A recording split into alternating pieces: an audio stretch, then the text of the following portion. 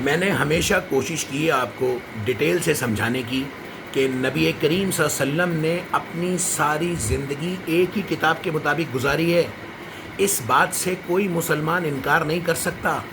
نبی کریم صلی اللہ علیہ وسلم نے اپنے سارے عمل اسی کتاب سے سیکھے ہیں. اس میں تمام لکھے ہوئے ہیں لیکن لوگ پڑھتے نہیں ہیں، اس لیے ان کو پتہ نہیں ہے. مولوی بھی قرآن نہیں پڑھتے ہیں، وہ بھی حدیثوں کی مدد سے قرآن سیکھتے ہیں، اس لیے ان کو بھی سمجھ نہیں ہے اس چیز کی.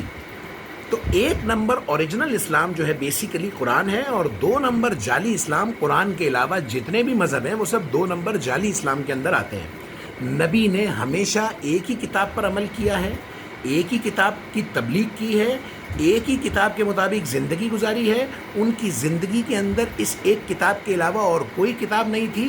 لہٰذا جب ان کا انتقال ہو گیا تو وہ اپنے 1 نمبر صحابہ جو جینون مخلص دل سے وفادار تھے نبی کریم صلی اللہ علیہ وسلم کے ساتھ، ان 1 نمبر صحاباؤں کو قرآن کی کتاب دی کہ اسی پر عمل کرنا. اس کے علاوہ اور کوئی کتاب نہیں ہے تم مسلمانوں کی، اس کے علاوہ اور کسی کتاب کی تبلیغ نہ کرنا، اس کے علاوہ اور کوئی کتاب لکھنا نہیں، اس کے علاوہ اور کسی کتاب کی کوئی تعلیم آگے مت دینا.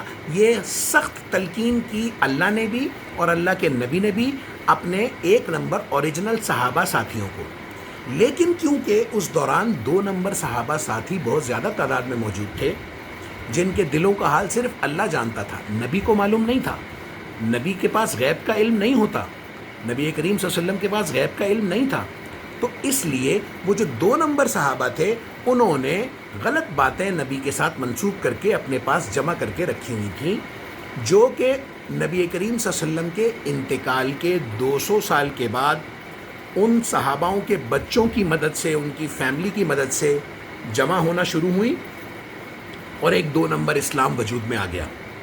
پھر 2 نمبر کے بعد 3 نمبر بن گیا، پھر 3 نمبر کے بعد 4 نمبر بن گیا. تو آج تو 6-7 قسم کے اسلام دنیا میں چل رہے ہیں، لیکن 1 نمبر اسلام زمین بوس ہوا ہے. یہ آپ نے اور میں نے مل کر اس کو باہر نکالنا ہے، اس پر محنت کرنی ہے، اور اللہ تعالیٰ انشاءاللہ ہماری مدد کرے گا.